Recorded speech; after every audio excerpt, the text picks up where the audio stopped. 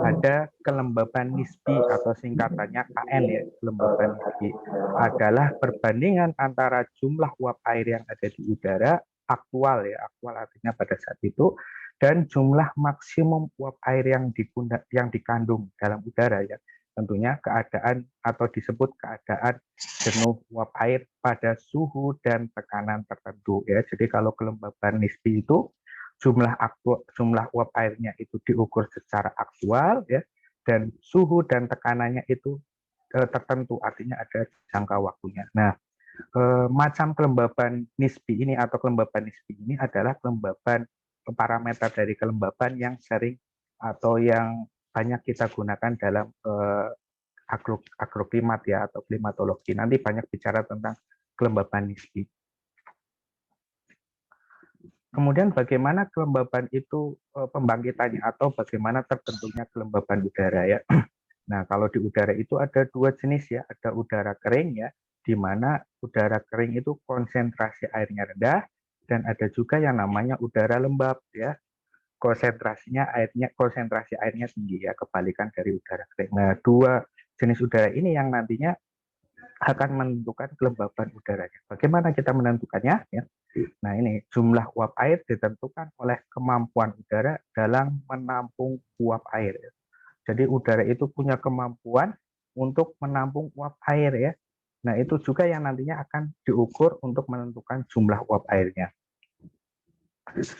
Perhitungannya seperti apa ya? Yaitu kemampuan menampung uap air diukur dari tekanan uap airnya atau disimbolkan dengan EA ya. EA dihitung dengan model matematikanya adalah N kali R kali T per V ya, sama dengan MV atau MV kali R kali T dibagi dalam kurung 18,016 dikali V ya. Itu EA ya. Dicatat EA ya, kemampuan menampung uap air ya. Kemudian ada parameter lain yaitu namanya kemampuan maksimum menampung uap air ya. Diukurnya juga dari tekanan uap air, tapi tekanan uapnya itu yang jenuh ya, jenuh air. Di mana simbolnya adalah ES, dihitungnya melalui model matematikanya adalah ES sama dengan 6,1078 E pangkat dalam kurung 17,239 T per dalam kurung T plus 237,3 ya. Nah, apa perlunya kita mengetahui kemampuan menampung uap air dan kemampuan maksimum untuk menampung uap air ya? Tujuannya adalah untuk mengetahui perbandingan tadi ini yang di atas. Gambar ini ada udara kering dan udara lembab. Kita bagaimana menentukan udara saat ini adalah udaranya kering atau udara lembab, itu bagaimana? Itu dengan mengetahui dulu ya kemampuan menampung uap airnya dan kemampuan maksimum menampung uap airnya ya. Kalau sudah kita mengetahui dua parameter ini, maka kita bisa melakukan perhitungan ya. ES-nya ini dikurangi dengan EA ya, artinya kemampuan menampung uap air maksimum dari udara dikurangi dengan kemampuan menampung uap airnya ya. Kalau sama dengan 0 ya, artinya ES sama dengan EA ya. Nah, berarti pada saat itu ya kemampuan menampung udaranya itu maksimal ya. Menampung uap udaranya maksimal berarti ya konsentrasi airnya tinggi. Jadi kita bisa sebutkan udara itu dalam kondisi lembab ya. Sebaliknya, kalau kita mengurangkan antara kemampuan maksimum menampung air dikurangkan dengan kemampuan menampung uap airnya, ternyata hasil pengurangannya itu besar ya, berarti konsentrasi airnya rendah ya, berarti kita sebut udara itu kering ya. Nah, ini penjabaran dari rumus tadi ya, terkait dengan tekanan uap air ya. Ada yang namanya hukum gas ideal ya.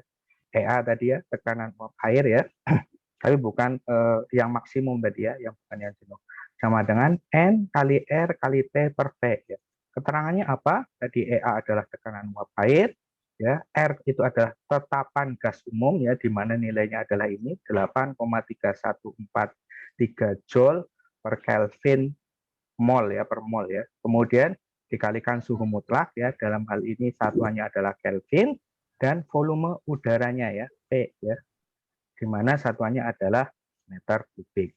Kemudian apa ini N ya? Di sini kan belum dijelaskan nih N ya. Ternyata N adalah jumlah molnya. Nah, di mana jumlah mol itu adalah M per M besar dikali V, di mana MV ya, maksudnya MV. Di mana MV itu adalah 18,016 untuk uap air ya, atau H2O. Serta rho V sama dengan MV per V. Kemudian kita perlu mengetahui juga bagaimana cara kita mengukur dari kelembaban nisbi udaranya ya. Ke depan-depan kita akan selalu bicara terkait dengan kelembaban nisbi. Alat pengukur untuk kelembaban nisbi udara adalah hygrometer atau psichrometer ya. Satuannya adalah persen. Prinsip hygrometer ya, adanya uap air di udara dapat menambah panjang dan massa benda yang dapat memegang air ya.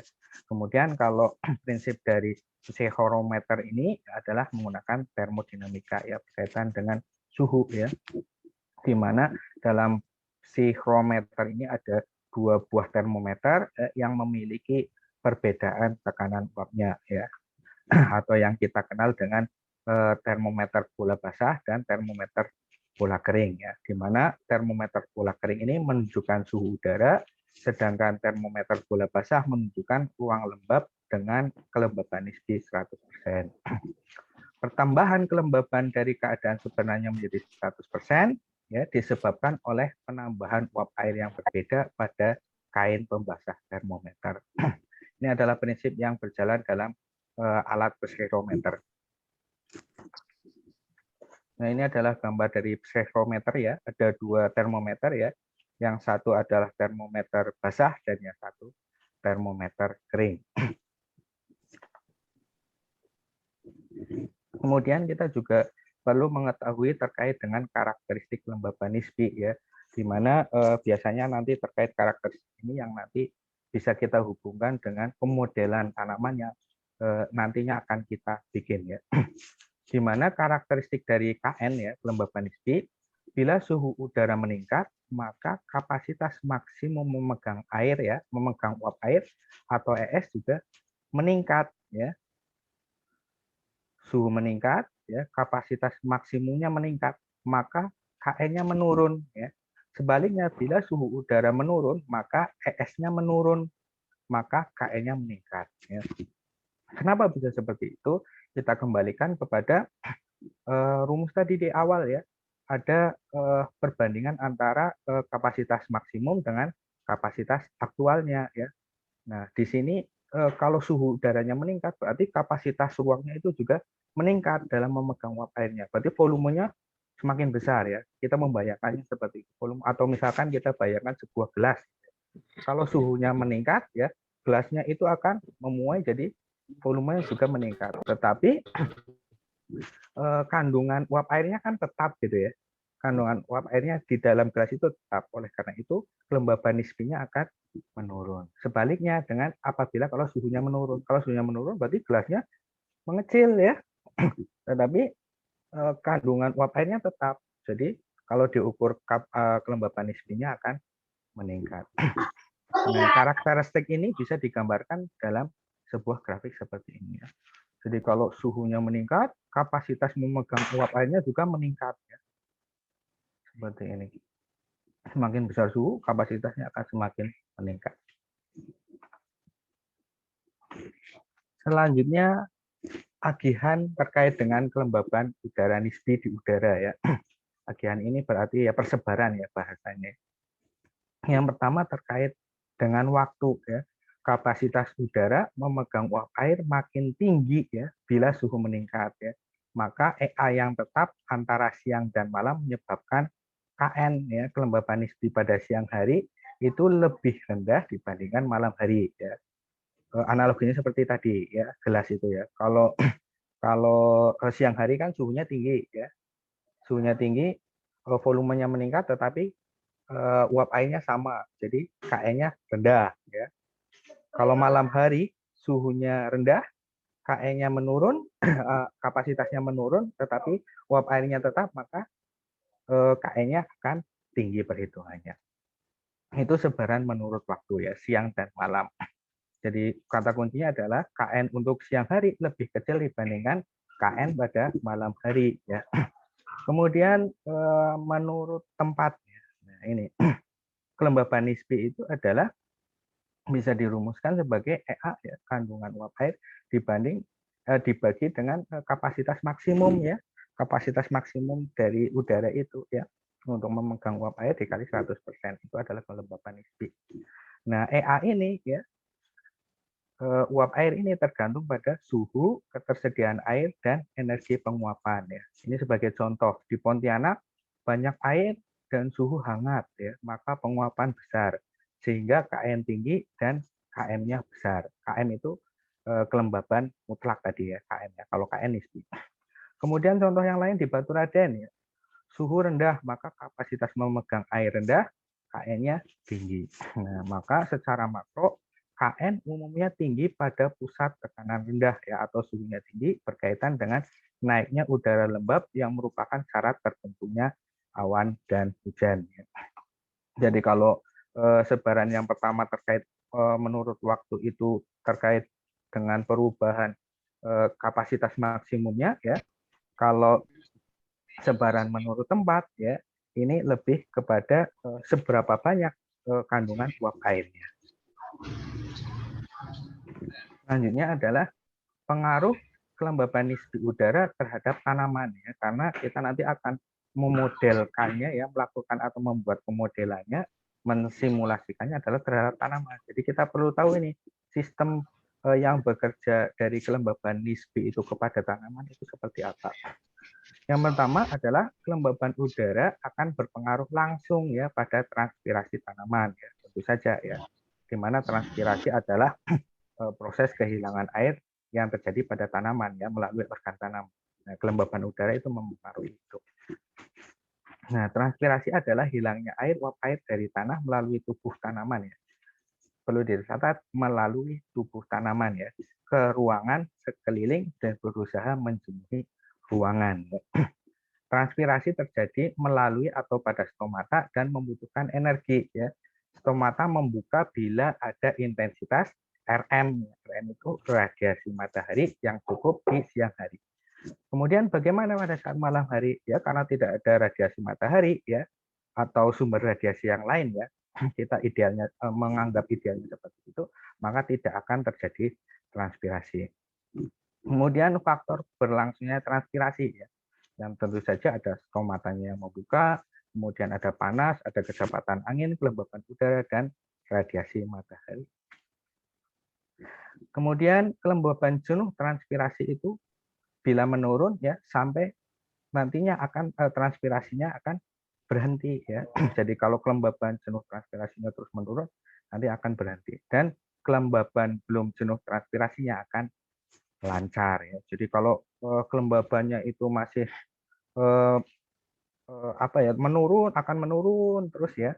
Itu nanti berarti kan faktor-faktor yang mempengaruhi kelembaban seperti suhu juga menurun ya, makanya transpirasinya akan berhenti. Tetapi kalau kelembaban udaranya belum jenuh ya, maka akan pasti akan masih terjadi terus transpirasi.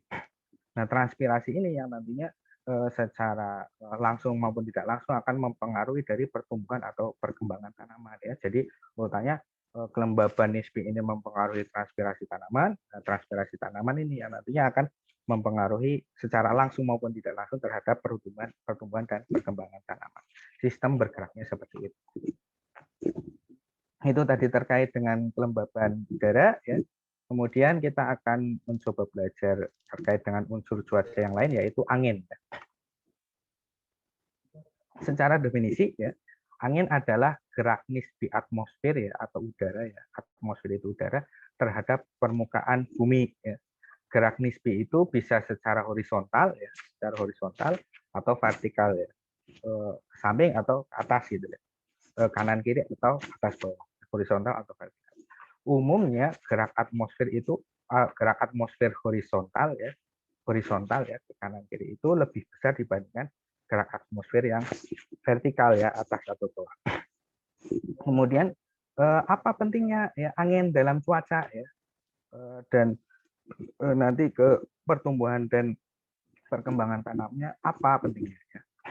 Oleh karena itu kita perlu mengetahui ini perubahan dari jam ke jam, kemudian hari ke hari, bulan ke bulan di muka bumi ini adalah hasil gerak atmosfer yang dihasilkan dari gaya gradien tekanan, gaya Coriolis, gaya gesek, dan gaya gravitasi.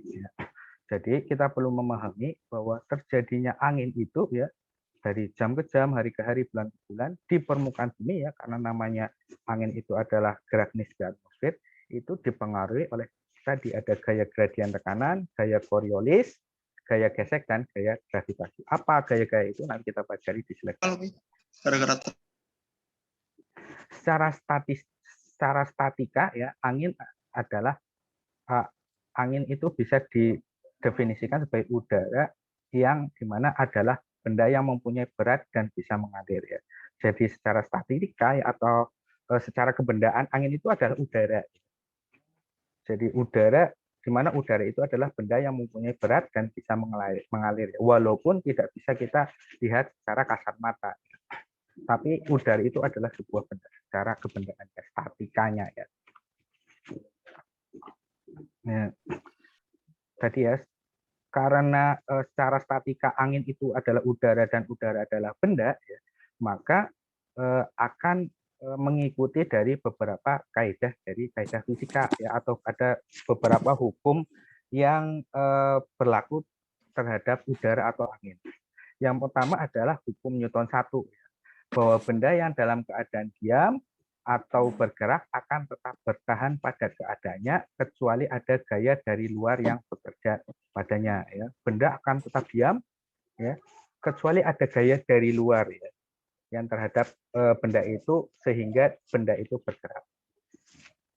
Di angin atau udara berlaku hukum Newton 1. Begitu pula dengan hukum Newton 2 ya, di mana bahwa perubahan gerak terhadap suatu benda berhubungan langsung dengan gaya yang menggerakkan benda tersebut. Ya. Jadi gerakan dari benda itu ada hubungannya langsung dengan gaya dari luar itu tadi. Berlaku juga terhadap angin atau udara. Dan hukum Newton 3 juga berpengaruh atau berimplikasi terhadap angin dan udara, di mana bahwa suatu gaya adalah salah satu segi kerja dari kerja timbal balik antar dua benda ya, ada aksi dan reaksi ya. Jadi gaya itu bukan hanya dari luar saja yang diperhitungkan, tetapi ada aksi dan reaksinya. Jadi bagaimana angin atau udara itu memperoleh gaya dari luar dan reaksi dari angin atau udara itu sendiri. Nah, ketiga hukum Newton ini berlaku kepada angin atau udara ini. Kemudian bagaimana pembentukan angin ya? Di mana kita ketahui tadi angin adalah gerak atmosfer ya yang disebabkan oleh adanya ketidakseimbangan radiasi bersih, kelembaban dan momentum di antara lintang rendah dan tinggi atau horizontal ya, dan antar permukaan bumi dan atmosfer atau vertikal. Nah, jadi angin itu adalah gerak atmosfer ya karena adanya ketidakseimbangan ya dari faktor-faktor yang mempengaruhi ya, ada radiasi bersih, kelembaban dan momentum di antara lintang rendah ya atau lintang tinggi. Artinya lintang itu kan horizontal ya. Dan antara permukaan bumi dan atmosfer itu yang vertikal. Ketidakseimbangan radiasi bersih, kelembaban dan momentum itu tadi ya antara permukaan bumi dan atmosfer, gerak atmosfer yang dihasilkan dari gaya gradien tekanan ya.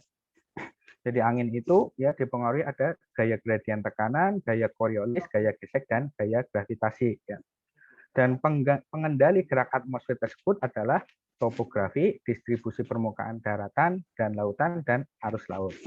Nah, dari slide ini kita ketahui bahwa udara yang bergerak atau angin itu ya timbul karena ada gaya dari luar kan tadi ya. Gaya dari luar itu apa saja? Yaitu tadi gradien tekanan, Coriolis, gaya gesek, dan gaya gravitasi. Kemudian yang mengendalikan geraknya itu apa ya? Ternyata adalah topografi, distribusi permukaan daratan dan laut, dan ada arus laut. Ya, jadi kita membayangkannya adalah udara itu bergerak karena ada gaya. Ya, setelah bergerak ya, geraknya itu kemana? Ya, itu dikendalikan oleh itu tadi ada topografi, misalkan ada gunung ya, kemudian distribusi permukaan daratan laut dan arus laut. Nah, Ini gradien tekanan terbentuk oleh perbedaan termal ya, di mana angin itu ya bergerak dari ya tekanan tinggi ke tekanan yang rendah ya, di mana tekanan tinggi itu adalah suhu rendah dan tekanan rendah itu di suhu tinggi.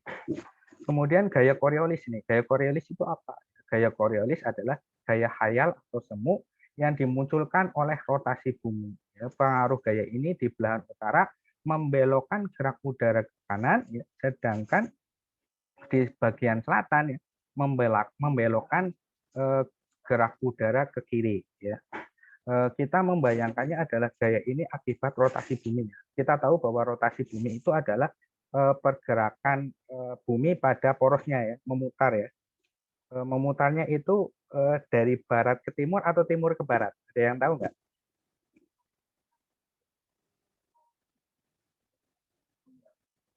Rotasi bumi itu dari barat ke timur atau timur ke barat?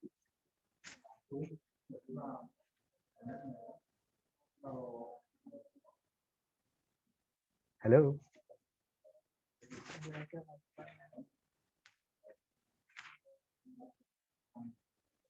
Fahri Gilang, tahu nggak bumi itu berotasi dari arah barat ke timur atau timur ke barat?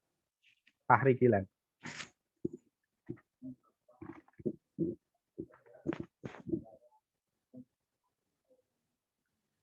Oke, sepertinya pada ditinggal lah. Izin jawab, Pak. Jawab, Pak. Oke, monggo. Siapa ini? Siapa dulu nih? Saya Ila Agustin. Oke, Mbak Ila. Dari barat ke timur, Pak. Kenapa bisa dari barat ke timur? Apa buktinya?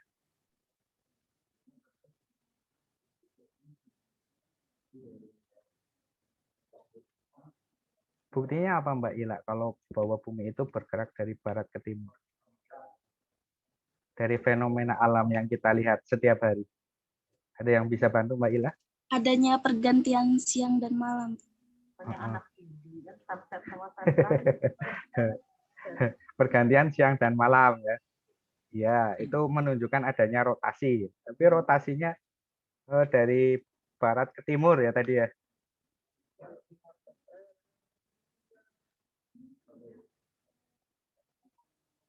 Kita sekarang kan apa ya namanya?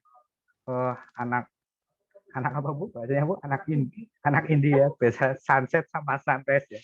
Nah, itu mencirikannya bisa dilihat dari itu. Bisa kita lihat pergerakan dari kita lihat matahari itu terbit di mana dan tenggelam di mana ya. Kalau matahari itu kan terbit di timur, kemudian tenggelam di barat ya. Oleh karena itu, pergerakan rotasi bumi itu kebalikan dari fenomena matahari terbit dan matahari terbenam ya.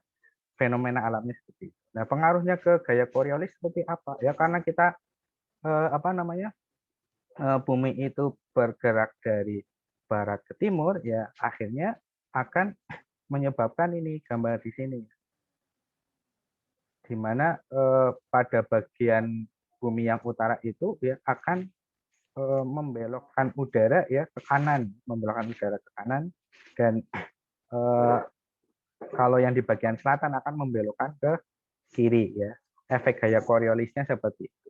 Ini harusnya mungkin gambar ini apa ya? Diputar 90 ya agar bisa agak terlihat. Kemudian gaya gesek ya, tentu saja gaya gesek ini ya antara atmosfer dengan permukaan bumi di mana ada pertemuan persentuhan antara permukaan bumi dan atmosfer yang bergerak ya. Nah, semakin besar gaya gesek, maka semakin besar gaya gesek, makin pelan gerak atmosfer dan mengubah arah gerak. Jadi udara itu kan di atas permukaan bumi ya. Nah, ada gesekan antara atmosfer itu dengan permukaan bumi itu tadi ya. Nah, itu yang menyebabkan adanya gaya gesek. Nah, apa yang mempengaruhi besarnya gaya gesek? Ya, besarnya gaya gesek ini dipengaruhi oleh kekasapan permukaan bumi ya, di mana gaya gesek di laut itu lebih rendah dibandingkan dengan gaya gesek di daratan ya. Kenapa bisa seperti itu ya? Karena kita ketahui kalau di lautan kan hampir tidak ada semuanya datar ya, nggak ada gunung ya, nggak ada penghalang yang menuju ke atas ya secara vertikal itu nggak ada. Kemudian jarak vertikal terhadap permukaan bumi ya, di mana gaya gesek lapisan bawah itu lebih besar dibandingkan gaya gesek di lapisan atas. Kenapa bisa seperti itu? Ya karena yang semakin dekat dengan permukaan bumi, maka halangannya akan semakin banyak ya. Ada gunung, ya, kemudian ada tanaman, ada gedung pencakar langit, ada rumah, gitu ya. Itu yang menyebabkan gaya gesek terhadap atmosfer. Jadi semakin dekat dengan permukaan bumi, berarti gaya geseknya akan semakin besar. Kalau semakin tinggi, berarti kan semakin tidak ada halangan, gitu ya. Membayangkannya seperti itu. Kemudian macam-macam angin. Ya. Kalau berdasarkan pembangkitannya ada dua, ya, ada angin geostrofik dan ada angin gradien. Kemudian berdasarkan sistem anginnya ada dua secara umum, ada sistem angin umum, di mana contohnya ada doldrum, ada angin pasat, angin baratan, angin timuran kutub. Ya, kemudian kalau sistemnya angin lokal ya, ini ada angin darat dan laut, ada angin muson, angin lembah dan gunung, dan angin pon. Ini adalah macam-macam dari angin. Nah, bagaimana kita mengukur kecepatan angin ya? Kalau mengukur kecepatan angin ya umumnya menggunakan anemometer ya, ini anemometer. Nah, sebenarnya ada tiga alat yang bisa mengukur parameter berupa kecepatan dan arah angin. Kalau anemometer ya, yang umum kita gunakan ada alat mengukur kecepatan angin. Ada yang namanya wind vane ya.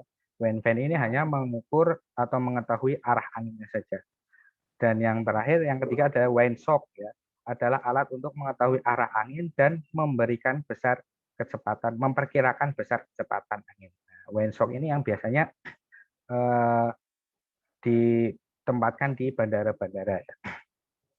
Nah, kemudian secara klimatis ya, angin itu ada memiliki dua fungsi, yaitu pemindahan panas ya dan pemindahan uap air ya. Karena angin adalah udara yang bergerak ya, artinya dia bisa memindahkan panas dari uap air yang terkandung di dalam panas yang ada dalam atau yang dimiliki oleh uap air. Dan juga pastinya karena udara itu mengandung uap air ya pasti memindahkan uap air. Kemudian agihan anginnya ya. Agihan anginnya ini kalau berdasarkan tempat ya, letak tempat ya, maka kecepatan angin di dekat khatulistiwa lebih cepat ya dari yang jauh dari garis khatulistiwa ya. Kemudian kalau menurut tinggi tempat ya, semakin tinggi tempat ya, maka semakin kencang pula angin yang bertiup. Hal ini disebabkan oleh pengaruh gaya gesekan yang menghambat laju udara ya di permukaan bumi, gunung, pohon, dan topografi yang tidak rata lainnya memberikan gaya gesekan yang besar. Semakin tinggi suatu tempat, maka gaya gesekan ini semakin kecil ya. Ini tadi karena pengaruh adanya gaya gesek. Kemudian pengaruh waktu ya, di siang hari angin bergerak lebih cepat ya daripada di malam hari. Ini agihan berdasarkan waktu. Kemudian bagaimana pengaruhnya angin terhadap tanaman ya? Karena tadi kita ketahui bahwa angin itu secara klimatis memindahkan panas dan juga memindahkan uap air. Tapi pengaruhnya langsung ke tanaman seperti apa ya? Atmosfer stabil ya, diam berkepanjangan tidak menguntungkan terhadap metabolisme daun. Artinya respirasi dan fotosintesis yaitu tidak menguntungkan proses respirasi dan fotosintesis apabila atmosfernya stabil. Artinya tidak ada pergerakan ya. Nah, tiupan angin yang akan meningkatkan difusi CO2 dan O2 di permukaan daun. Nah, pengaruh inilah yang nantinya akan mempengaruhi respirasi dan fotosintesis ya, di mana kalau fotosintesis berarti membutuhkan CO2 ya, sebaliknya kalau respirasi membutuhkan O2. Nah, tiupan adanya angin ini ya meningkatkan proses difusi CO2 dan O2 yang ada di udara dan di sekitar permukaan daun. Kemudian kecepatan angin yang terlalu tinggi dapat merusak organ tanaman ya, tentu saja seperti itu ya, karena yang namanya tanaman ya itu kan juga sebagai mempunyai tambatan terhadap angin. Kalau anginnya terlalu kencang ya bisa merusak organ tanaman. Nah, kalau di proses budidaya ini ya pasti bisa kita manipulasi misalkan dengan menanam tanaman penangkap angin di sekitar lahan yang akan kita budidayakan untuk mengurangi kecepatan angin misalnya, contohnya seperti itu. Kemudian unsur cuaca yang selanjutnya adalah hujan ya. di mana hujan adalah curahan yang terdiri dari tetes air yang diameternya lebih dari 500 mikrometer ya, dengan kecepatan jatuhnya lebih dari 3 meter per detik ya. Dan hujan ya ini membutuhkan awan, di mana awan adalah kumpulan partikel air yang tampak di atmosfer sebagai hasil dari kondensasi uap air. Nah, partikel air ini ya yang ada di awan itu adalah bisa berupa tetes air ya maupun kristal es. Itu definisinya. Nah, bagaimana proses pembentukan hujan ya? Ya ada 3 prasyarat ya pembentukan hujan ya. Yang pertama itu adalah inti pengembunan atau kondensasi, kemudian ada uap air dan ada suhu rendah ya atau dingin. Di mana kondensasi adalah perubahan fase gas atau fase cair ya. Jadi harus ada kondensasi dulu nih, fase gas dari udara bisa berubah menjadi fase cair atau uap airnya ya. Uap air yang sebagai syarat ini berubah berkondensasi dari fase gas ke fase cair. Nah, kondensasi ini bisa berjalan kalau ada suhu rendah atau dingin. Hubungannya adalah itu. Perubahan dari uap air menjadi partikel air ya atau embun membutuhkan permukaan ya. Tanpa permukaan sulit terjadi partikel air atau embun. Contoh pengembunan di permukaan bumi ya, pengembunan terjadi pada permukaan tanaman, tanah dan lain-lain ya. Di atmosfer bumi pengembunan terjadi pada partikel yang melayang dengan ukuran antara 0,001 dan 10 mikrometer dan bersifat mikroskopis. Nah, maksud dari membutuhkan permukaan ini ya artinya uap air itu menempel pada sesuatu ya. Kalau di permukaan bumi ya uap air itu bisa menempel ke permukaan tanaman atau tanah atau benda-benda lain ya. Kalau di atmosfer bumi ya artinya di udara yang melayang ya, contohnya itu bisa pada debu gitu ya, menempel pada debu itu nanti uap airnya menempel dan bisa melakukan proses kondensasi. Nah, pada kondensasi terbentuk uap jenuh ya, terjadi kesetimbangan uap air dan air. Artinya ya ini berkaitan dengan unsur cuaca yang sebelumnya ya, uap air itu memiliki kesetimbangan dengan airnya ya atau kapasitas airnya ya. Tadi ini EA sama dengan ES-nya ya. Jadi udaranya itu tadi apa? Kering atau lembab? Lembab ya. Berarti harus lembab ya karena kalau ini dikurangkan sama dengan bila udara didinginkan, maka kelembaban nisbinya naik menjadi 100%. Ini artinya kondisi ini. Tetapi sebelum mencapai keadaan ini, pengembunan dimulai dari permukaan inti pengembun yang ukurannya besar. Akibatnya inti pengembun kecil kurang aktif karena inti pengembun yang besar ada telah digunakan oleh uap air. Oleh sebab itu, banyak tetes awan di dalam suatu volume lebih kecil daripada banyaknya inti kondensasi. Maksud dari kalimat ini adalah jadi belum tentu ya seluruh uap air yang ada di awan itu akan berubah menjadi tetes hujan. Karena kalau tidak mencapai ke kesetimbangan uap air dan air ya atau mencapai titik jenuh ya 100% kelembaban nisbinya itu hanya inti-inti pengembunan besar saja yang bisa berubah atau berkondensasi. Nah, itu yang turun hujan itu yang memiliki inti-inti besar saja dari inti pengembunan. Yang inti-inti pengembunan kecil tidak ikut turun menjadi tetes hujan. Nah, ini ada tetes hujan dan hujan ya. Ternyata ada persyaratannya atau yang bisa dikatakan tetes awan dan hujan. Kalau tetes awan ya itu memiliki jari-jari ya. R itu kan jari-jari ya, antara 1 sampai ya, ini sampai 20 mikrometer ya atau diameternya berarti 2 dan 40 mikrometer.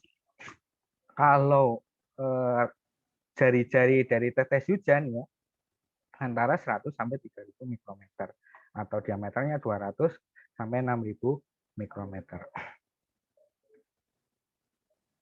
Nah, ini adalah gambaran dari tetes awan dan tetes hujan. Jadi kalau tetes awan itu lebih kecil dan itu belum menjadi tetes hujan. Nanti kalau dari proses kondensasi nanti akan bergabung menjadi yang namanya tetes hujan dan akhirnya turun ke bumi ya, dan itu yang disebut hujan. Nah, ini gambaran dari pengubahan tetes awan menjadi tetes hujan. Ini yang besar ini tetes hujan ya, dan di sekitarnya itu banyak tetes-tetes awan. Nanti dari proses kondensasi inilah yang nanti menjadi merubah tetes awan menjadi tetes hujan dan akhirnya turun ke bumi dan terjadi proses hujan.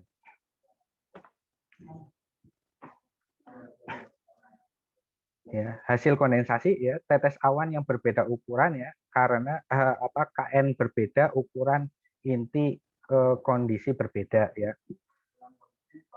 Jadi bahasanya adalah tetes awan itu memiliki ukuran yang berbeda yang disebabkan oleh kelembaban nisbi yang berbeda juga dari inti kondensasinya masing-masing. Tetes ini jatuh dengan kecepatan berbeda tergantung pada ukuran tetes awan. Jadi ada yang bahasanya hujan deras, ada hujan gerimis, ya itu karena perbedaan kecepatan jatuhnya. Saat tetes awan jatuh, maka udara di depannya dibelokkan ke samping dari lintasannya. Tetes yang lebih kecil juga disimbangkan. Besarnya simpangan terhadap lintasan tetes besar tergantung massa tetes kecil ya. Jadi ternyata lintasan tetes besarnya juga dipengaruhi oleh tetes kecilnya. Jika masanya tidak terlalu kecil dan cukup dekat dengan lintasan jatuh tetes besar, ditumbuk dan ditangkap oleh tetes yang jatuh. Jadi kita membayangkannya adalah ketika tetes hujan itu mau jatuh ya, ukurannya kan berbeda-beda. Nah, yang jatuh duluan itu ya adalah tetes hujan yang memiliki ukuran yang besar.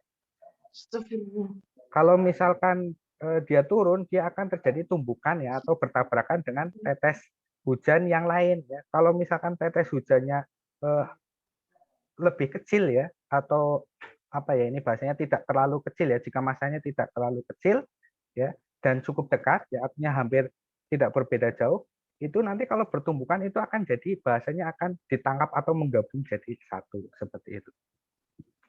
Peristiwa ini disebut penangkapan atau pengeboman langsung. Jadi kalau kita lihat itu, kalau kita membayangkan itu mungkin kita melihat tetes hujan di kaca ya, kalau hujan terus ada cipratan di kaca, itu kan biasanya kan ada yang mengalir tuh dari atas ke bawah. Nah kalau misalkan yang di atas tetes hujannya itu besar turun ke bawah dan bertuburkan dengan tetes hujannya ukurannya hampir sama, itu nanti akan menggabung ke bawah gitu. Itu menggambarkannya seperti itu.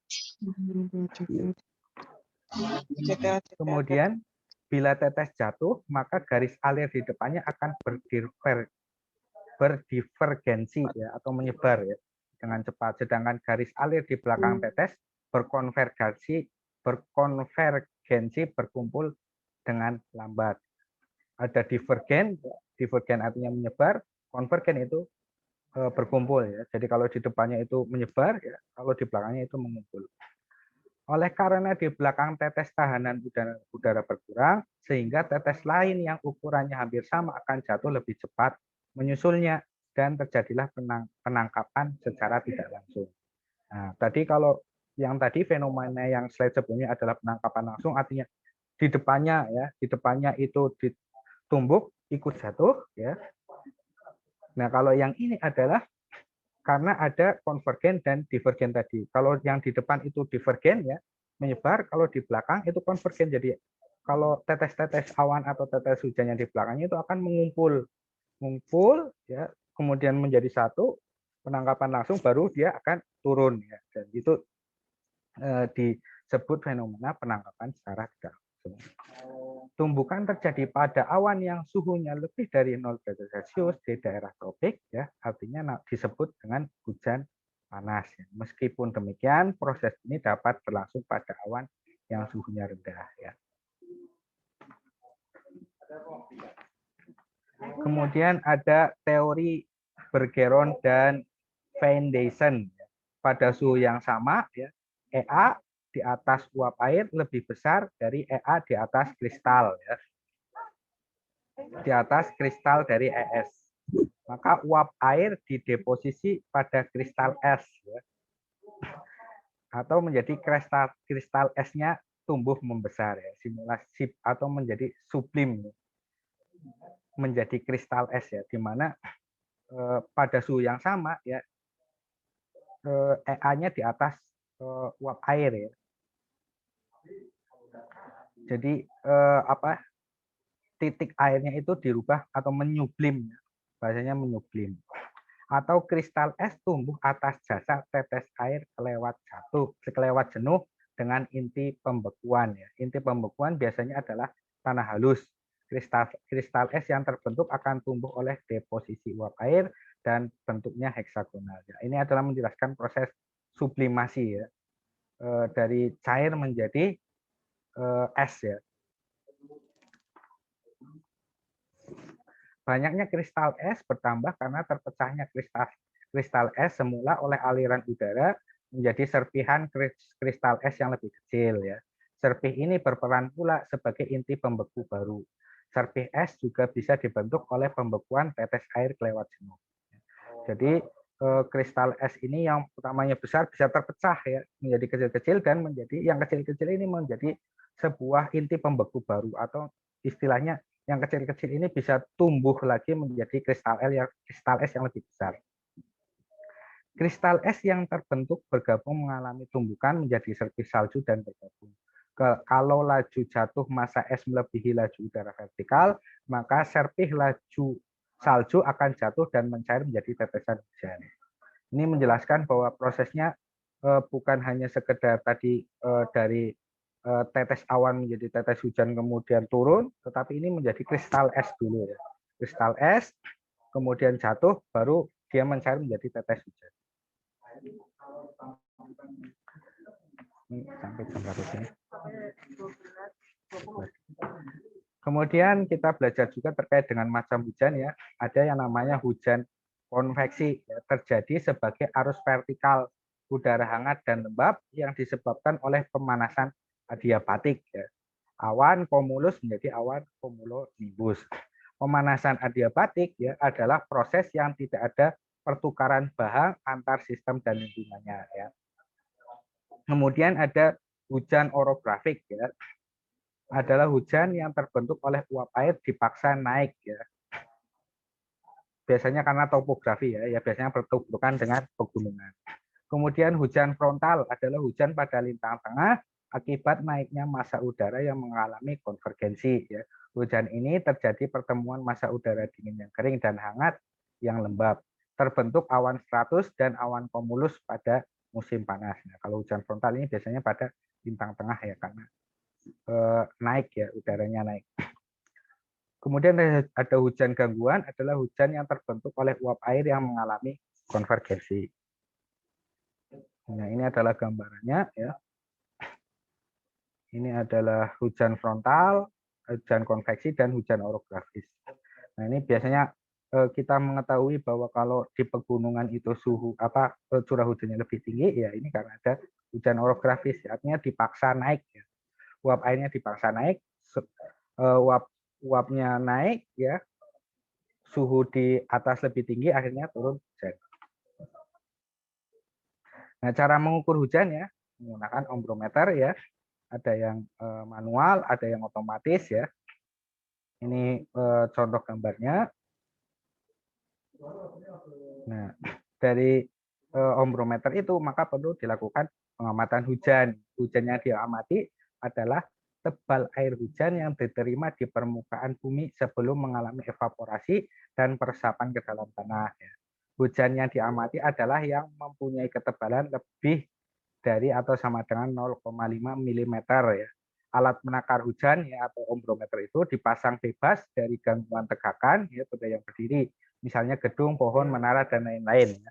Ombrogen bisa menggunakan yang non rekam ya atau manual, dan ada yang rekam ya otomatis. Jadi kalau pengamatan hujan kita tahu kan sebenarnya kalau secara logika berarti kan harusnya volume ya. Kalau volume berarti kan misalkan mililiter atau liter ya, tetapi tidak.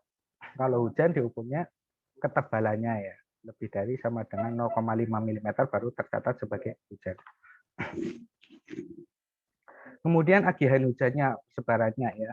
Persebarannya secara vertikal ya, makin tinggi tempat ya, maka makin banyak awan dan potensi terjadinya hujan juga akan lebih tinggi ya.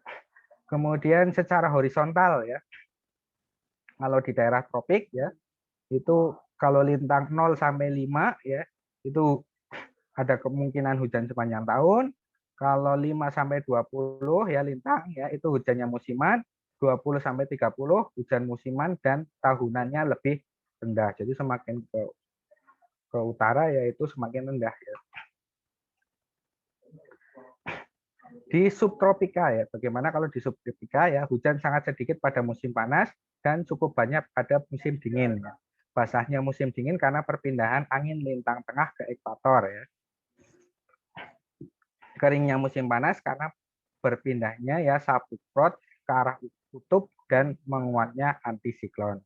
Kemudian kalau lebih di atas 40 derajat gimana lintangnya? Hujan cukup pada seluruh musim ya. Perbedaannya pada bagian barat benua lebih basah daripada bagian timur benua. Itu agihan dari hujan. Kemudian bagaimana pengaruhnya terhadap tanaman? Ya, pengaruhnya terhadap tanaman ya, hujan berhubungan dengan tentunya keadaan air di atas tanah dan pada zona perakaran ya. Di mana pengaruh hujan juga terhadap transpirasi ya, dan tentu saja ketersediaan air untuk fotosintesis dan respirasi ya. Kemudian hujan juga membantu ketersediaan dan penyerapan hara, tetapi hujan juga bisa menyebabkan kerusakan tanaman. Misalkan jenuh hujannya terlalu besar ya, kemudian terjadi genangan, erosi, banjir, bahkan banjir bandang ya. Itu juga akibat dari hujan. Dan unsur cuaca yang terakhir adalah evapotranspirasi ya. Definisinya adalah penguapan air adalah peristiwa perubahan dari fase cair menjadi gas ya tanpa memindahkan udara. Peristiwa ini berlangsung pada benda mati, tanah dan air ya. Maka disebut evaporasi. Ya, oleh karena itu, evaporasi adalah pengubahan atau kehilangan air dari tanah menjadi gas langsung ke udara. Satuannya apa? Ya, satuannya milimeter per satuan waktu. Kemudian apakah penguapan air terjadi pada tanaman? Ya, terjadi ya. Makanya evaporasi yang berlangsung pada tanaman ya disebut transpirasi. Apa ini?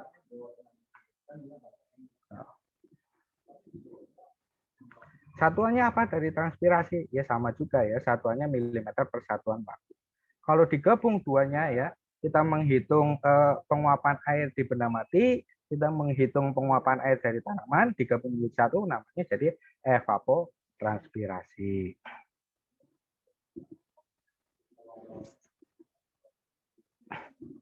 Nah, pembangkitannya apa penguapannya? Penguapan terjadi jika ya terdapat air ya tentu saja ya. Kalau misalkan nggak ada air, apa yang mau diuapkan ya? Nah, ini bentuknya bisa bebas ataupun terikat ya. Kemudian udara belum jenuh dengan uap air. Jadi di sekitar tempat yang akan terjadi evapotranspirasi itu udaranya belum jenuh uap air ya, atau EA-nya belum sama dengan ES. Kemudian tersedia bahang-bahangnya atau bahasa lain dari kalor ya. Artinya ada suhu di situ ya. Ada energi ya, ada energi yang digunakan untuk menguapkan uap air itu. Apabila jumlah uap air ya atau molekul air ya keluar dari permukaan lebih dari yang kembali ke permukaan tanah, maka terjadi evaporasi ya. Apabila jumlah uap air ya yang keluar dari permukaan sama dengan yang kembali ke permukaan tanah, maka evaporasinya berhenti ya.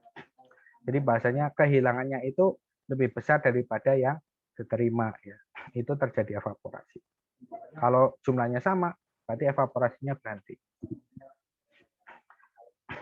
Nah, ini kalau di tanaman ya, dari sudut pandangnya tanaman, tanaman hidup mengandung bahang atau kalor ya, berarti punya energi, dan dalam tubuh tanaman terjadi pertukaran gas ya, CO2 dan O2 dari proses fotosintesis dan respirasi. Secara teori ya, memisahkan evaporasi dan transpirasi itu mudah ya, seperti gambar ini ya, memisahkan evaporasi dan transpirasi mudah. Tetapi karena kedua proses itu berjalan bersamaan menjadi kompleks ya. Jadi misalkan kita akan mengukur evaporasi di suatu lahan, evaporasi ya, artinya kehilangan air dari benda mati di suatu lahan. Di situ ada tanaman. Kita secara teori kita tahu, oh berarti kalau yang uap air yang dari benda mati berarti evaporasi. Kalau yang dari tanaman itu berarti secara teori mudah. Tetapi kalau sudah di lapangan itu pasti akan bercampur ya. Akan bercampur antara uap air yang dari tanaman atau dari benda mati. Jadi itu jadi sebuah sistem yang kompleks. Nah, ini macam-macam penguapan air ya. Keadaan di lapangan memunculkan besarnya ET ya, evapotranspirasi. Di mana ada yang namanya evapotranspirasi potensial ya, artinya kehilangan air baku. Evapotranspirasi potensial adalah laju kehilangan air maksimum pada suatu pertanaman yang ditentukan oleh kondisi iklim pada keadaan penutupan tajuk tanaman pendek yang rapat dan dengan penyediaan air dan keharaan yang cukup. Jadi evapotranspirasi potensial ini ya pada kondisi penutup tajuk tanamannya pendek dan rapat dan ketersediaan air dan keharaan di tanahnya itu cukup, yaitu dibahasakan sebagai evapotranspirasi potensial. Dan jenis penguapan air yang selanjutnya ada juga yang namanya evapotranspirasi aktual ya, di mana ETA ini ya adalah laju kehilangan air pada keadaan aktual iklim. Jadi kita mengukur aktual pada kondisi ya apa adanya di lapangan. Kalau evapotranspirasi potensial kan kita menganggapnya bahwa air dan keharaan yang bagi tanaman itu tercukupi ya. Nah, secara praktis ya ET potensial didekati dengan pengertian etenol ya, di mana etenol itu lahan ditutupi rapat tanaman pendek ketinggian 8 sampai 15 cm, kemudian kekerasan aerodinamikanya tetap dan minimum, tidak kekurangan air selama musim pertumbuhannya ya. Keadaan ini ya menunjukkan ETA itu lebih kecil dari etenol dan lebih kecil daripada jadi ETA lebih kecil dari etenol, etenol lebih kecil dari ETP. Kalau kondisinya seperti demikian. Nah, kemudian ada yang namanya ETC ya atau evapotranspirasi crop ya, di mana diperoleh dari C kali etenol ya. Hampir semua tanaman pendek C-nya 1, sedangkan untuk tanaman secara aerodinamika kasar ya C-nya dapat mencapai 1,5. Nah, kemudian bagaimana cara mengukurnya? Ya, mengukur ET ya. Alat pengukuran penguapan evapotranspirasi adalah evaporimeter ya, satuannya milimeter per jam atau milimeter per hari atau milimeter per 10 hari. Intinya adalah milimeter per satuan waktu ya. Di mana kalau kita lihat ya luas tanah 1 hektar itu luasnya adalah 10.000 meter persegi ya, penguapannya ya 1 mm dalam kurung 0,01 meter per hari ya, maka volume air yang menguap adalah 10.000 kali 0,001 meter kubik atau 10 meter kubik ya. Nah, cara perhitungan ET-nya ada berbagai metode ya, ada Blaney-Criddle, radiasi, Penman, kemudian ada panci evaporasi, di mana masing-masing metode ini ya memerlukan data dukung ya, ada suhu, kemudian KN, angin, sinar matahari, radiasi matahari, penguapan lingkungan, dan masing-masing metode ini ya ada yang perlu diukur ya, yang diberi tanda bintang ini perlu diukur, kemudian yang tanda 0 adalah hanya perlu diperkirakan saja ya. Ada juga yang tidak diperhitungkan, misalkan yang Blaney-Criddle ya, itu membutuhkan data ukur suhu, kemudian KN angin sinar matahari lingkungan itu cukup diperkirakan saja. Yang banyak memerlukan data dukung ini menggunakan metode Penman, suhu perlu diukur, KN diukur, angin diukur, sinar matahari diukur, radiasi matahari ini bila ada juga bisa ya diukur ya, kemudian lingkungan cukup diperhitungkan. Ini adalah cara-cara masing-masing metode ya. Ini masih cukup panjang ini materinya. Yang pertama saya akan coba jelaskan dengan cepat aja ya. Ini menggunakan cara Blaney-Criddle ya.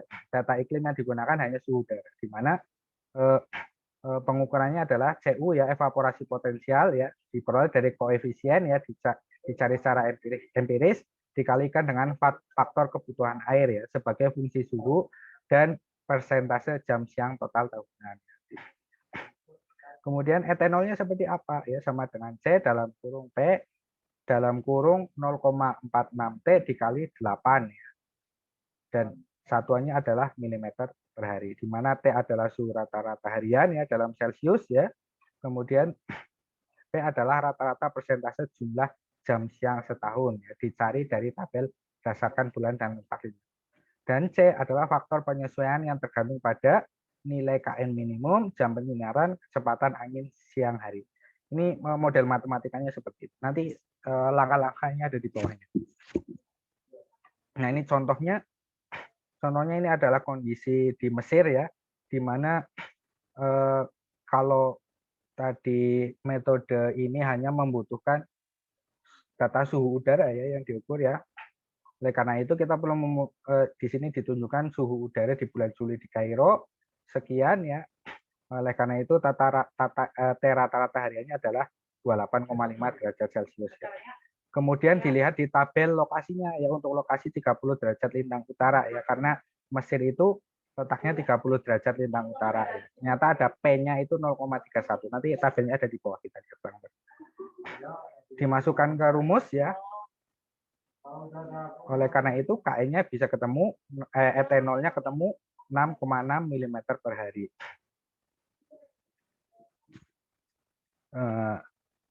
Nah, ini terkait dengan P ya, nilai P-nya ya. Dilihat dari lintangnya ya. Dilihat dari, kalau kita di Indonesia mungkin 0 ya, sampai 5 lah. Bisa dilihat di bulannya berapa ya. Ini untuk nilai P-nya. Nah, ini adalah format kalkulasinya dari Blanik-Kleidel methods ya. Yang pertama kita perlu cari data T-nya ya, suhunya ya. Kemudian maka ketemu rata-rata dimasukkan, dicari tabel T-nya, nilai P-nya dari tabel yang tadi ya ketemu, kemudian dimasukkan ke rumus ini, ketemu nilainya, kemudian diestimasikan ya apa terkait dengan kelembaban nisbinya, kemudian ketinggian tempat, ya, kemudian jam siangnya ya. Nanti dilihat di tabel berikutnya.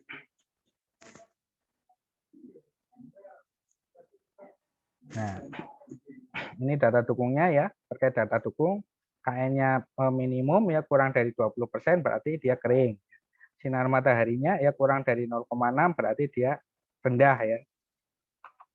Untuk siang harinya ya ini 0,5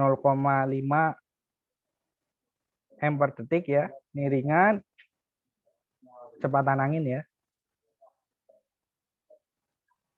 Nah, baru diprediksi etanol melihat dari tabel ini.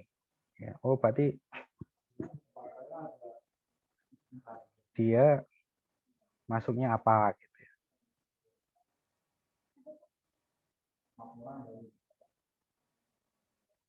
Nah, ini dari etanolnya 8 mm per hari ya, etanolnya.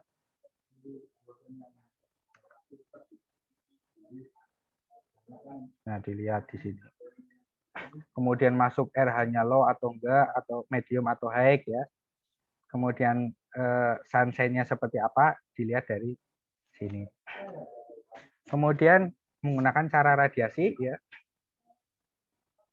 Kalau cara radiasi berarti kita hitung etanolnya menggunakan etanol sama dengan C dikalikan dalam kurung W dikalikan RS ya, di mana RS adalah 0,25 ditambah 0,5 N per N ya. Di mana W itu adalah faktor yang ditentukan oleh suhu dan ketinggian tempat, RS adalah radiasi mataharinya ya. N per N adalah nisbah antara lama penyinaran ya dengan lama penyinaran yang mungkin terjadi. Dan RA ya, RA itu adalah jumlah radiasi yang diterima pada puncak atmosfer. Dimasukkan ke dalam metode model matematika ini, nanti ketemu satuannya milimeter per hari. Contoh sama di Kairo ya, dengan kondisi seperti ini ya. Ini data yang diperoleh. Kemudian dibandingkan ke tabel RA-nya, kita butuh tadi nilai RA ya di bulan apa, misalkan tadi Juli ya. Kemudian ini sunshine maksimumnya ya berapa, dan juga terkait dengan radiasinya ya.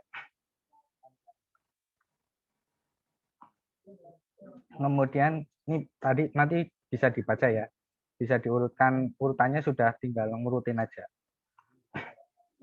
Kemudian ada lagi, oh ini yang tadi masih yang di Kairo untuk metode cara radiasi. Kita ketahui dulu apa yang diketahui, kemudian faktor W-nya dilihat di tabel, kemudian faktor penyesuaiannya juga diperkirakan. Setelah itu baru dilihat di tabelnya. Prediksi etanolnya berapa dilihat dari sini. Dari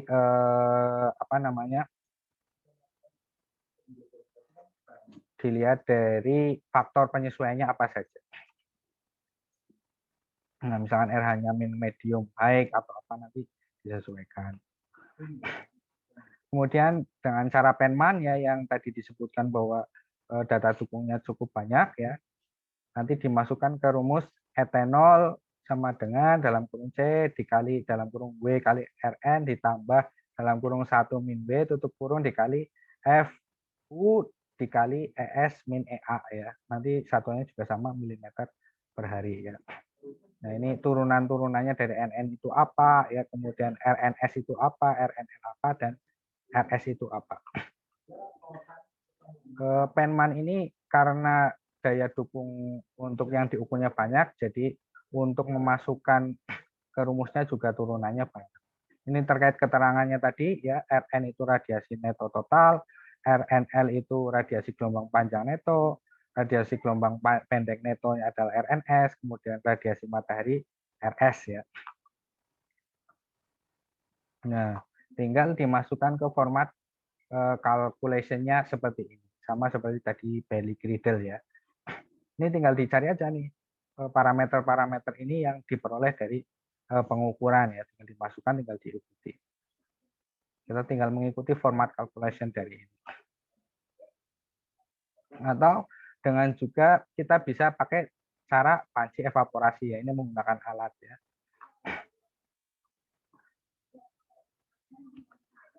Nah, ini contoh gambar dari alat panci evaporasi ya.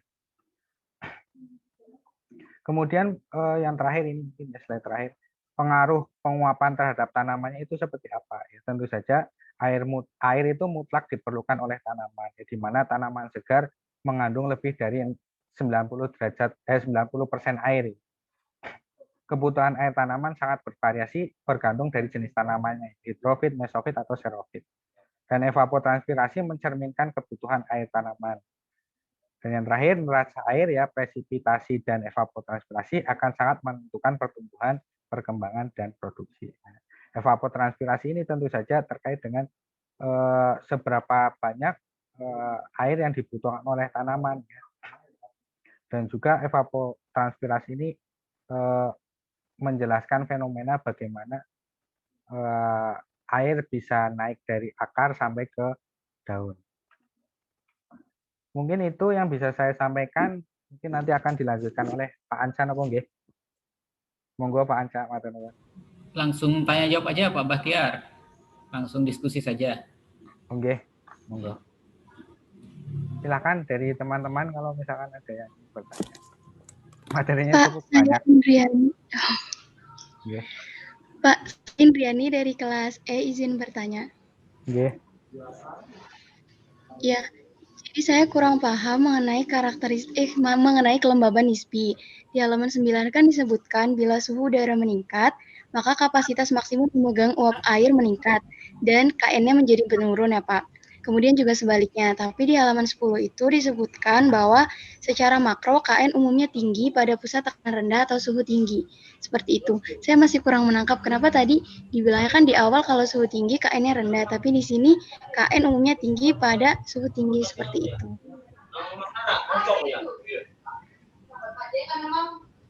Oke, berarti terkait dengan karakteristik kelembaban nisbi ya Mbak ya? Iya Pak, seperti itu.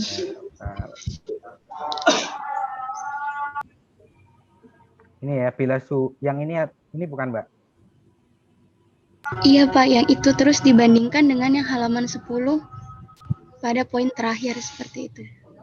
Ya, secara makro KN umumnya tinggi pada pusat tekanan rendah ya, suhu tinggi berkaitan dengan naiknya udara lembab yang merupakan syarat terbentuknya awan dan KN ini, atau yang mana? Iya Pak, betul ya? Yang tadi dibacakan. Oke, pada dasarnya seperti tadi saya jelaskan bahwa bila suhu udara meningkat, maka kapasitas maksimum memegang uap airnya ya meningkat. Jadi kita tadi mensimulasikannya itu kan seperti gelas ya. Ya Mbak ya. Seperti gelas, Iya, Pak. kalau misalkan suhunya meningkat ya, itu kan memuai gelasnya ya. Kalau memuai itu volumenya juga ikut meningkat kan ya. Betul, Pak. Nah, tetapi kandungan uap airnya itu tetap gitu loh Mbak. Jadi air misalkan gelas diisi air ya. Misalkan 10 mili gitu ya. 10 mili. Nah, kemudian suhunya meningkat ya. Atau bahasanya gelas ukuran 100 ya, 100 mili. Diisi air 10 mili gitu ya. Maka KN-nya kan 10/100 gitu ya. Iya, 10 Pak. kali persen ya. Itu KN-nya. Kemudian ternyata suhunya meningkat. Suhunya meningkat, akhirnya volume dari gelasnya itu meningkat menjadi 200. Ya. Tetapi uap air yang di situ tetap 10 mili. Maka KN-nya adalah 10/200. Ya enggak?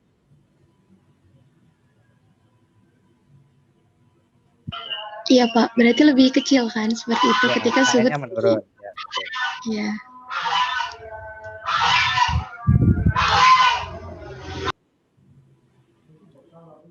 Nah, kalau yang menurut tempat ini ya, ini berkaitan dengan yang saya sebutkan juga tadi, ini lebih ke kandungan airnya yang di dalamnya gitu loh.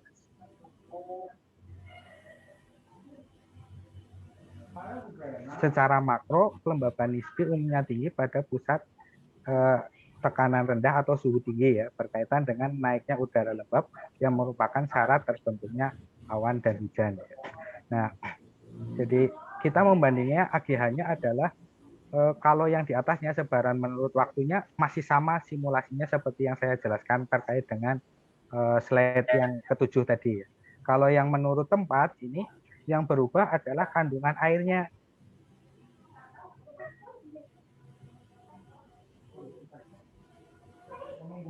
Jadi kandungan airnya itu yang berubah. Kalau yang tadi kan kapasitasnya yang berubah ya, kapasitas mengikat menampung airnya yang berubah. Kalau ini kandungan yang airnya yang atau EA-nya itu yang berubah. Ini ya, kalau di sini kan KN ya sama dengan EA/ES ya. Kalau yang menurut waktu ES-nya yang berubah ya.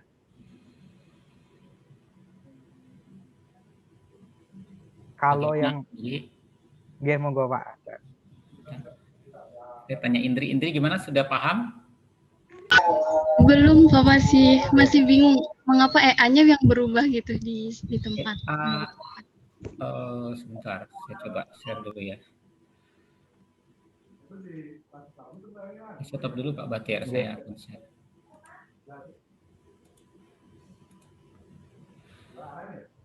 Ini ya, kalau misalkan udaranya panas ya Indri, penguapannya banyak atau tidak?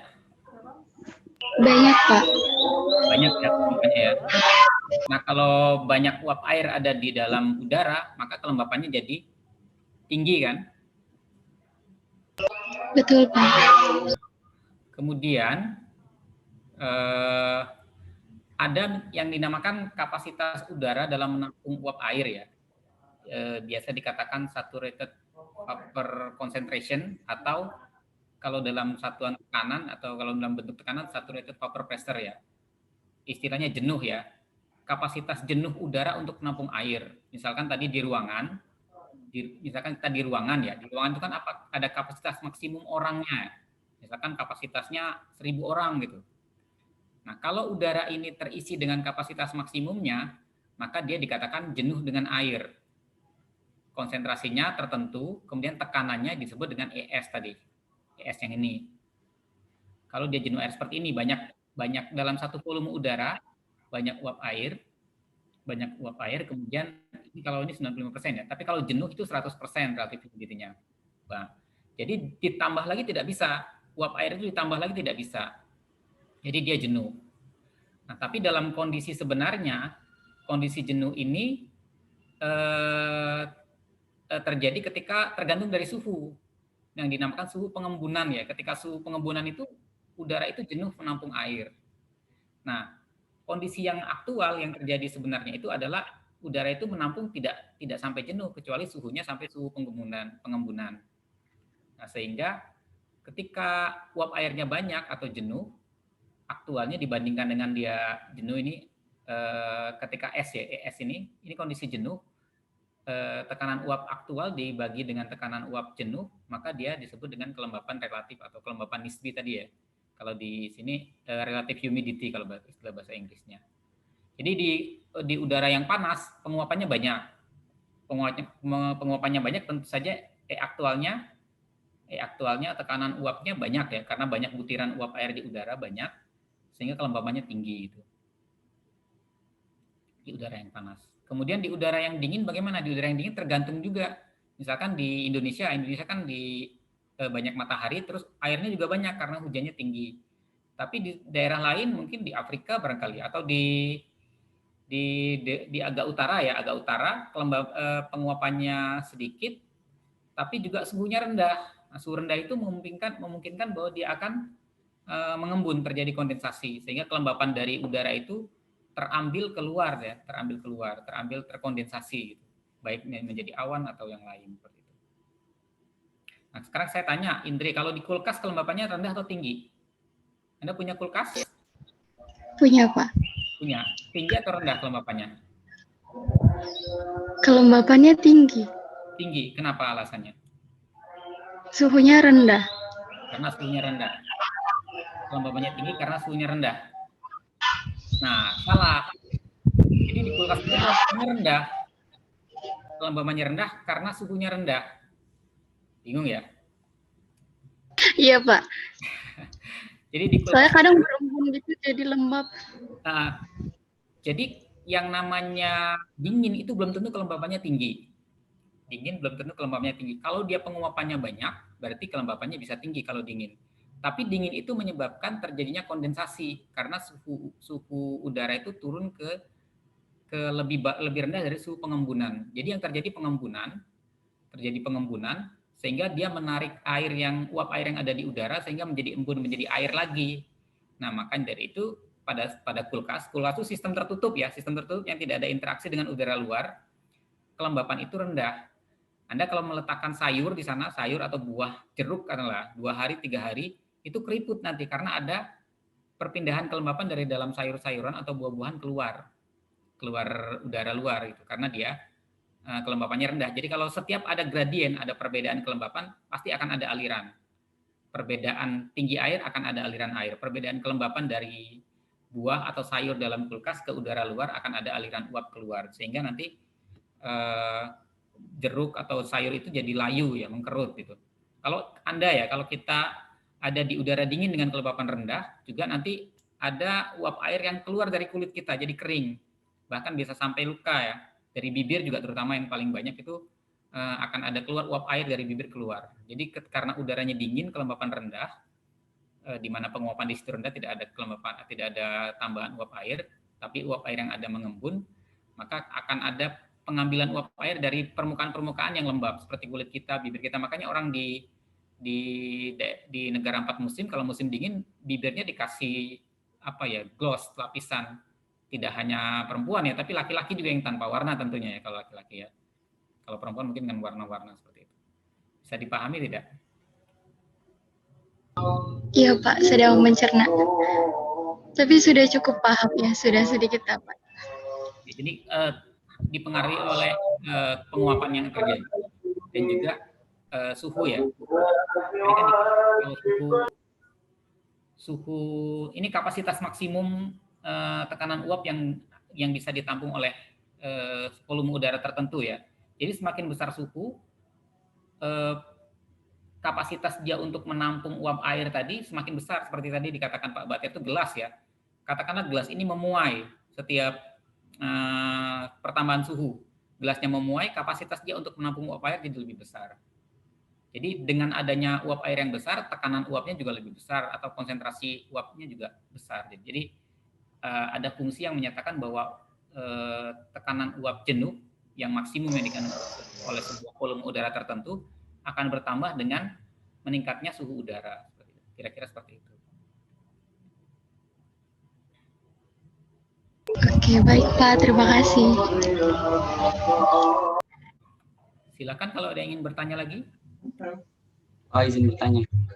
Ya, dari siapa ini? Saya Muhammad Ihsan dari kelas E, Pak. Kelas E, ya, silakan. Ya. Izin bertanya, Pak, terkait hujan ya, Pak ya. Ya. Kan biasanya orang awam tuh biasanya melihat di sekitar tuh bahwasanya kalau hujan tuh kelihatan bahwasanya di awan tuh kayak mendung ya gitu ya, Pak. Tapi nyatanya tuh pernah biasanya tuh kayak hujan itu kayak di awan tuh masih terlihat cerah dan juga panas gitu loh, Pak. Nah, itu apakah ada kaitannya tentang tadi disampaikan oleh Pak Baktiar bahwasanya belum tentu semua yang ada di awan itu akan jadi hujan, cuma yang punya inti kondensasi besar yang akan turun menjadi hujan seperti itu. Atau mungkin ada alasan lain seperti itu, Pak. Terima kasih. Ketika cerah dan kalau mendung kan jelas ya, mendung itu uap airnya banyak, kemudian suhu di atas itu kan rendah, suhu di atas itu rendah, kemudian terjadi titik-titik pengembunan dan membesar sehingga turun airnya menjadi hujan. Nah, kalau terjadi ketika panas ya, hujan panas itu ya kita lihat ya. Iya Pak, yang kayak gerimis seperti itu Pak. Hujan panas itu kemungkinan dia air dari tempat lain dibawa oleh angin di atasnya. Jadi di tempat lain dibawa oleh angin, atau jadi hujan panas. Atau kondisi udara pada posisi tersebut, posisi khusus ya, posisi yang satu titik itu di atas awan itu terjadi pengembunan dan turun hujan gitu. Jadi tidak merata semuanya ya. Kita lihat kan kadang-kadang ada angin yang berputar gitu ya. Angin berputar itu kan berarti pada satu titik putaran itu kondisi tekanannya rendah atau dia lebih panas daripada yang lain. Kita kan kadang-kadang lihat di halaman juga ya. Angin puyuh kecil gitu ya. Nah, jadi pada angin pada posisi itu di tengah-tengahnya panas sehingga udara itu mengalir ke sana semua. Karena panas tekanannya rendah, udara yang ada di sekitarnya tekanan tinggi dia mengalir ke situ sehingga jadi angin puyuh kecil gitu ya. Tapi segera hilang karena adanya percampuran dengan udara secara cepat gitu ya. Seperti itu.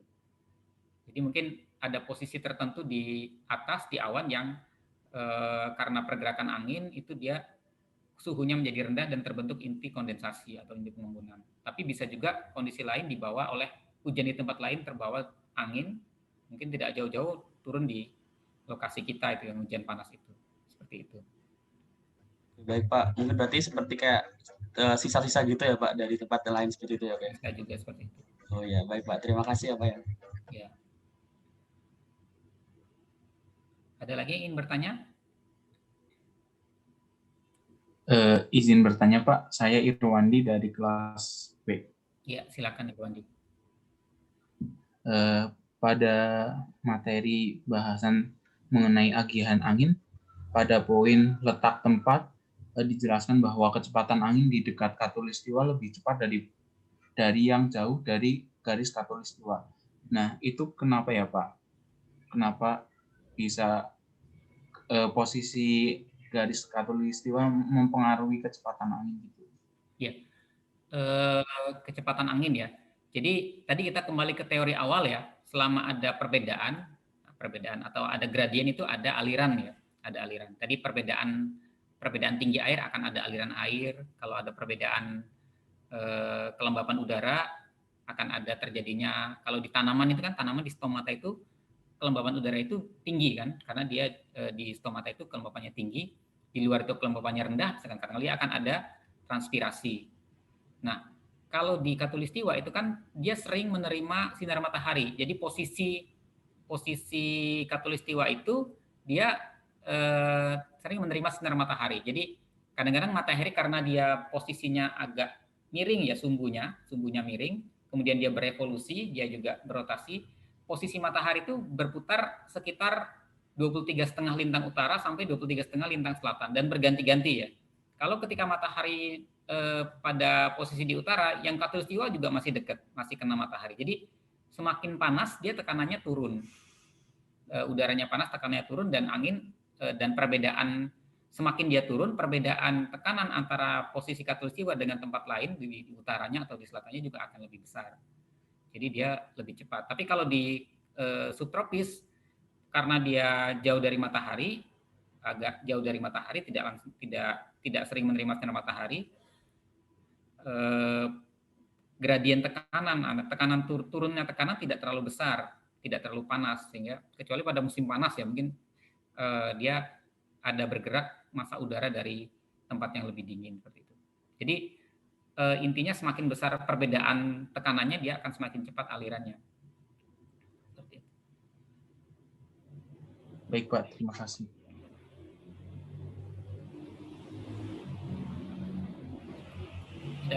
Ada lagi yang ingin bertanya?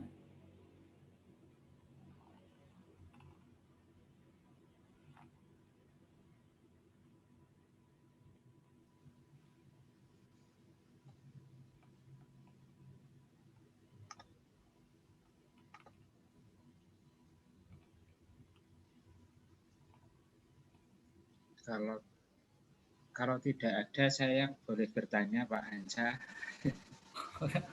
Saya bertanya Pak Hansa.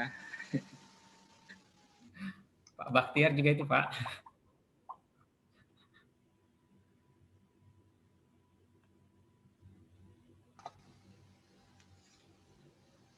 Sudah nggak ada pertanyaan lagi. Monggo, Pak. Nah, kalau nggak ada, saya yang bertanya pada mahasiswa ya. Tadi yang terkait dengan Coriolis. Kalau pergerakan yang sebelah utara kutub apa? Belahan bumi utara belok ke kanan ya. Kalau belok ke kanan berarti tidak ada angin pasat timur laut ya. Ada enggak angin pasat timur laut?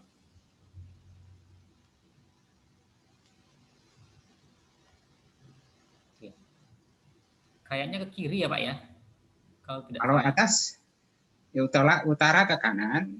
Tadi kan dijelaskan yang kanan, utara ke kanan sebenarnya. Atau saya share saja nih gambar ini ya. Boleh Monggo Pak. Ya.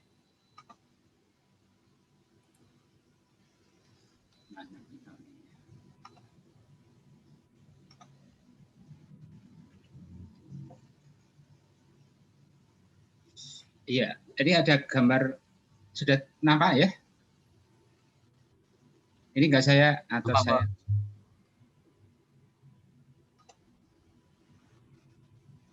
Baik.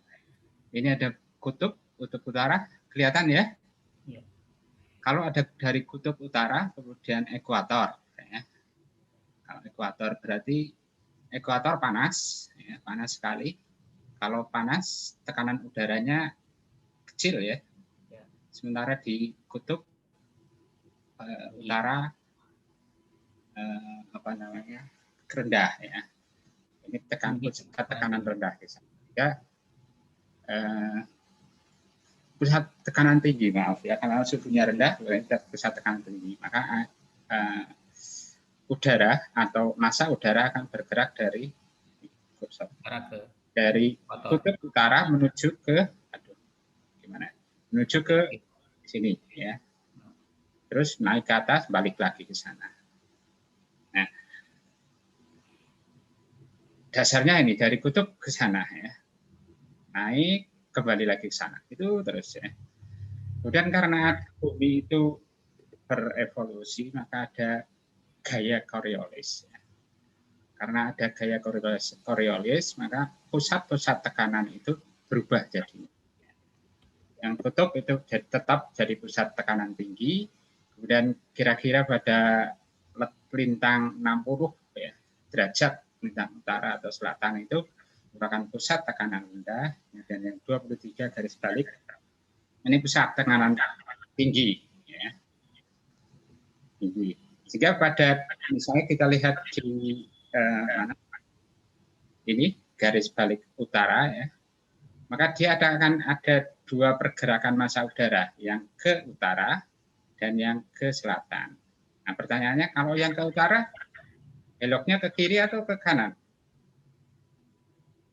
Nah, tadi di belahan bumi utara itu akan bergerak berbelok ke arah kanan ya. Kanan berarti kalau ini akan bergerak ke sana. Anginnya akan ke sana. Sementara yang angin yang bergerak ke arah khatulistiwa atau ekuator ini juga sama, tetap bergerak berbelok ke arah kanan ya, sehingga arah angin itu ke sini. Sehingga Anda akan kenal angin pasat timur laut. Di belahan bumi utara itu angin pasat timur laut, sementara di belahan bumi selatan angin pasat tenggara. Jadi melihat belok kanan dan kirinya tidak hanya sekedar di sebelah utara dan itu tidak, tapi melihatnya dari mana arah angin itu bergerak. Kalau dari kutub utara bergerak ke selatan, berarti kita lihatnya dari kutub ini. Dari kutub belok ke kanan, berarti beloknya ke sana. Beloknya ke sana. Nah, kalau di garis balik utara menuju ke utara ke arah ini lintang tinggi, lintang tengah, lintang tinggi, maka dia juga akan tetap berbelok ke kanan, berarti ke sana. Nah, sehingga ini ada angin yang ke sini, terus ini ke sana. Nanti di daerah sini adalah daerah-daerah pusat tekanan rendah, udara akan naik ke atas, naik ke atas. Jadi itu dilihat dari kita. Kalau dari sini, kita berdiri di sini, nah, arah anginnya bergerak ke sana. Kita berdiri di sini menghadap ke selatan, arah angin ke sana. Ya, saya nambahkan itu. Kemudian, ya, tetap pergerakannya ke kanan, tapi dilihat dari kedudukan kita. Berarti kalau angin pasat ya dari pasat di utara ya kita berdiri di sini. Berada di belahan utara, beloknya ke sana. Sehingga angin pasat di belahan utara adalah angin pasat timur laut. Sementara angin pasat sebelah timur, ini ya. Tenggara timur laut ketemu, terus di ekuator akan naik. Sehingga di daerah-daerah tekanan rendah ini akan terjadi hujan. Sementara di sini hujan, sementara di tekanan tinggi, pusat tekanan tinggi, ini, tidak terjadi hujan. Kemudian yang mudah-mudahan tidak tambah bingung ya, mudah-mudahan. Coba saya perjelas mungkin ya Pak. Coba di lagi Pak. Di zoom lagi Pak, biar saya bisa coret-coret. Oke. Jadi begini adik-adik ya. Misalnya kan dia matahari itu bergerak sekitar sini ya, 23,5 dari gini ya, posisi matahari ya. Ini posisi matahari. Nah, ketika matahari pada posisi selatan, katakanlah ya, pada posisi selatan, di sini tekanannya rendah. Tekanannya saya tulis P di sini, turun. Kemudian karena tekanannya rendah, karena panas, angin bergerak dari utara ke selatan. Nah, pada posisi ini, di belahan bumi selatan itu musim panas, di belahan bumi utara musim dingin, karena adanya angin dari kutub yang ke daerah belahan bumi utara. Nah, di belahan bumi utara musim dingin. Tapi masuk ke kita, karena adanya rotasi kan ke arah sana ya. Rotasi ya. Rotasi ke arah sana, arah angin ini jadi belok. Belok seperti ini. Jadi belok. Dan kalau dia melewati Samudra Pasifik, ini Samudra Pasifik, dia akan, karena banyak penguapan di sini, dia akan membawa massa air, sehingga di sini katanya terjadi musim hujan. Gitu. Jadi kalau musim dingin di belahan bumi utara itu sekitar September, Oktober ya, Oktober mulai, kita juga musim hujannya ya berber ya, Oktober, November, Desember itu musim hujan. Tapi di belahan bumi selatan, Oktober sampai apa ya, Januari, Februari itu musim panas gitu seperti itu. Jadi kira-kira begitu. Nah, pergerakan matahari kenapa menjadi seperti ini? Karena pada dasarnya sumbu bumi itu tidak lurus seperti ini, tapi dia miring ya, miring dan dia berevolusi terhadap matahari. Jadi posisi matahari kalau dilihat dari bumi itu berpindah-pindah dari 23,5 lintang utara sampai 23,5 lintang selatan. Kira-kira begitu, gitu nggak Pak Agus ya? Ya. Jadi pas di lintang selatan itu tanggal Desember ya. September, Oktober. Ya, Desember, 23 Desember itu pas di atas. Iya, jadi kalau hari Natal itu yang di Australia itu bukan White Christmas ya, Natal musim panas ya. Iya. Di Eropa musim dingin ya. Di Eropa musim dingin. Dan satu lagi mungkin sebentar lagi ya. Satu lagi tadi yang terkait dengan pertanyaan siapa Mbak Indri ya. Nah, kita lihat. Oh, ini masih ada. Oh, saya belum share ya, maaf. Ya, saya hapus dulu ya Pak. Ini kayak Ya.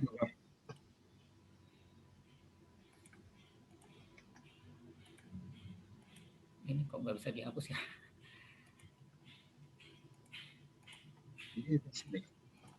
Di share aja Pak, biar nanti saya hapusin yang tulis coret-coretannya. Oh ya. Oh itu yang di tempat saya yang share ya. Iya. Nah, saya hapus. Saya tutup. Yang coret-coretannya di tempat saya, jadi saya yang hapus. Bentar.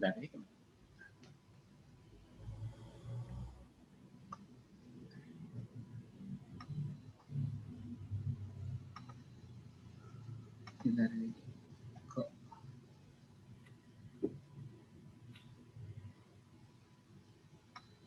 di tempat saya ngumpet ininya apa?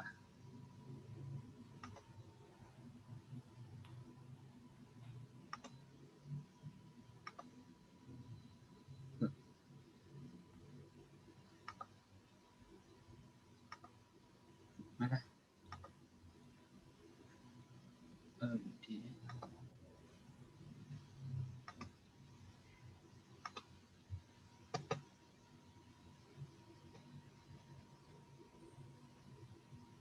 Saya masih resume saya.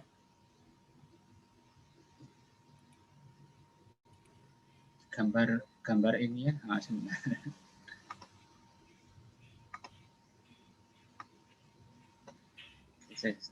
Untuk nge-share masih di-share dalam posisi share ya? Oke, masih di layarnya Pak Agus. Oke.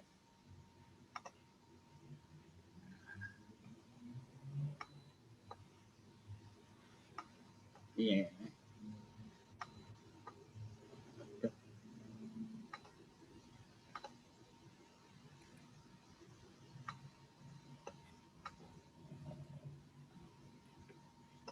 Ini terus ini aja kan.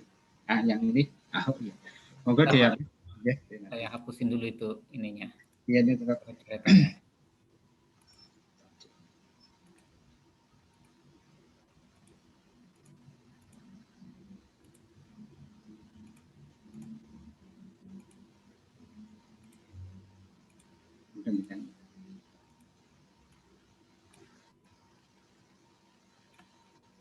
Ya, baik. Sudah ya. Ini tadi yang pertanyaan Mbak Indri ya. Jadi grafik hubungan antara suhu udara dengan tekanan uap air ya. Kemudian garis ini adalah garis kapasitas udara untuk menampung uap air atau tekanan uap air jenuh.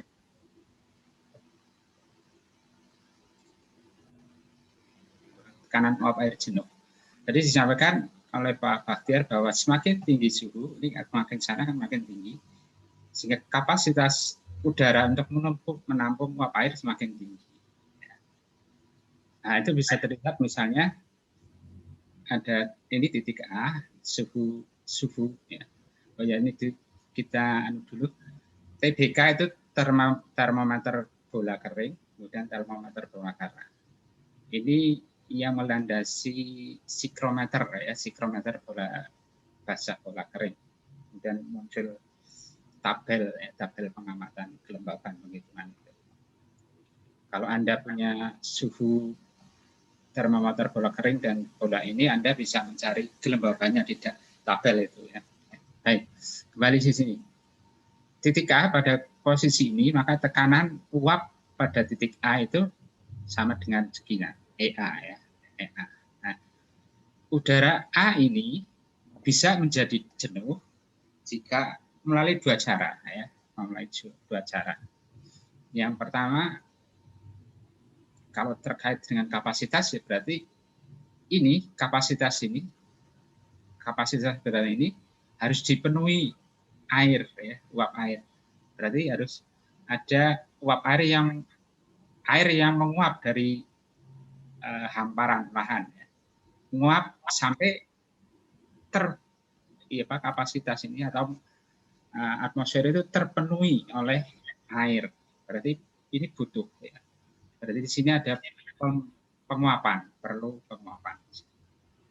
Agar terjadi penguapan tentunya di bawah harus ada air ya, cukup air.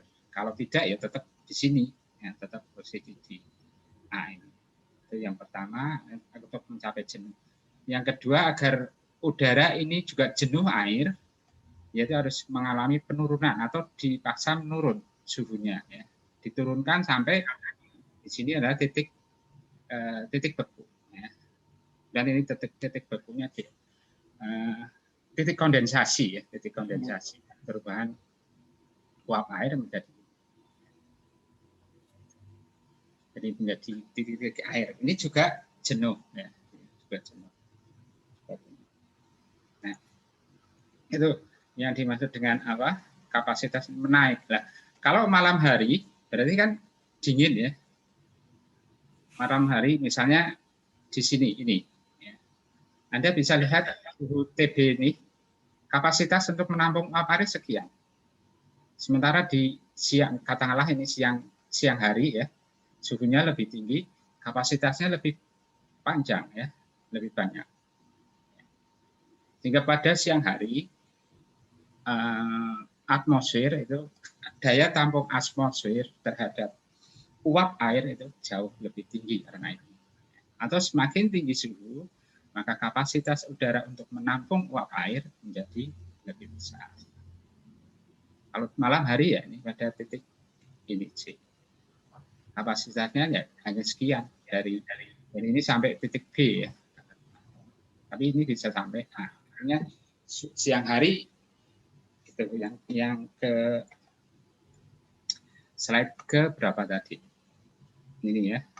Ini yang malam hari.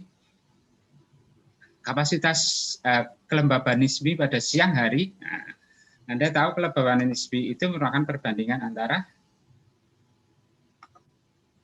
EA dibagi ES kali 100 ya. Kalau malam hari kata di sini misalnya malam hari temperaturnya ini berapa ya? 20 10 20 30 ini 25 atau katakanlah siang hari 30 berarti di sini kapasitasnya di sini. Ya, kalau 30 siang hari katakanlah kapasitasnya di sini. Sementara malam hari 20 berapa ini? 22 ya. Hanya di titik B, lebih kecil. Ya. Kenapa lebih kecil? Ya, kalau setiap benda yang terkena panas akan menguai ya.